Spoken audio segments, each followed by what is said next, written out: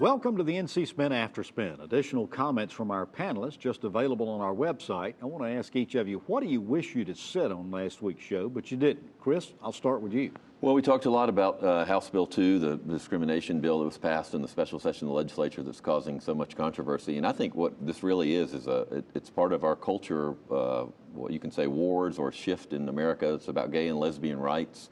And I was really struck, and I talked about this a couple of weeks ago, the House of Representatives had an up or down vote on whether to include sexual orientation in our non-discrimination standard. That means that you couldn't be able to be fired because you're gay, you couldn't be able to refuse a hotel room or a taxi cab because you're gay, and that was tabled, and they didn't do that.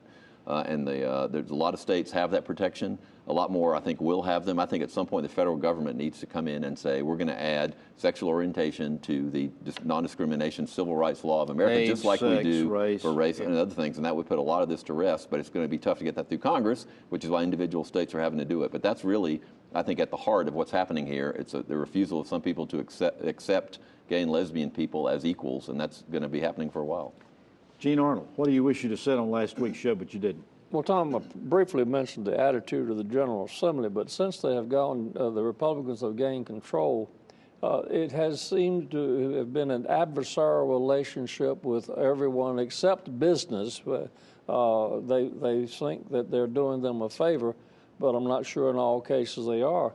If you look at some of the first things they did, they spent 2 years writing the marriage bill against gays marriage.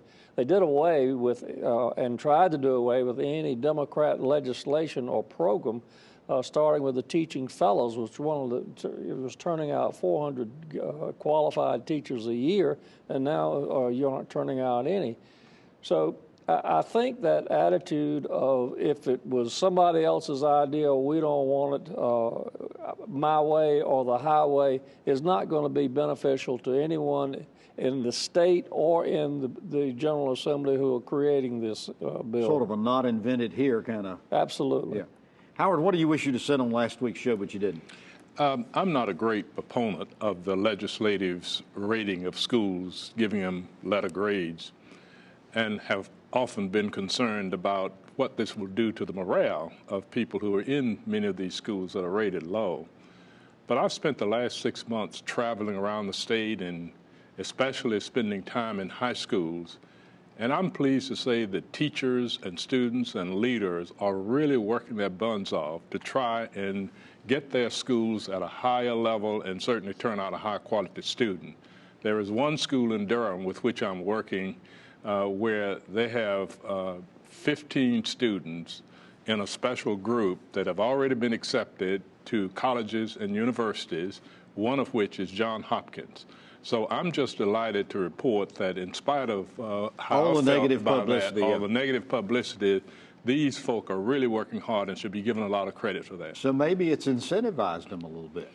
I don't know if we can tie to that, but certainly I think the action proves that they are motivated, and certainly that will help them. Well, thank you for sharing that. John, what do you wish you'd have said on last week's show? Well, we talked about the budget situation in North Carolina, the revenue growth, the potential for a surplus for this fiscal year. And I wish I had had more time or had explained a little bit more about the expenditure side, because you talked about the April surprise, how much revenue we're going to have, and that's an important part of the story. But one of the big stories here is that North Carolina's state budget has grown at such a low rate, lower than expected rate. That is largely because Health and Human Services, Medicaid, and some other programs have come in under budget. And some education expenditures, particularly community colleges and some other areas, enrollment has not been as high as projected. So we're going to underspend our targets, our budget targets, and we're going to over-collect of revenue, basically. And that leads to some not just one-time revenue, but ongoing revenue surpluses for the coming year, which is why the governor's talking about teacher pay increases, the legislature's talking about other items, even potentially a tax cut. I think those two things will be in conflict, but that's the story we have for 2016. Well, thanks for watching the After Spin. We'll have more video all during the week on ncspin.com.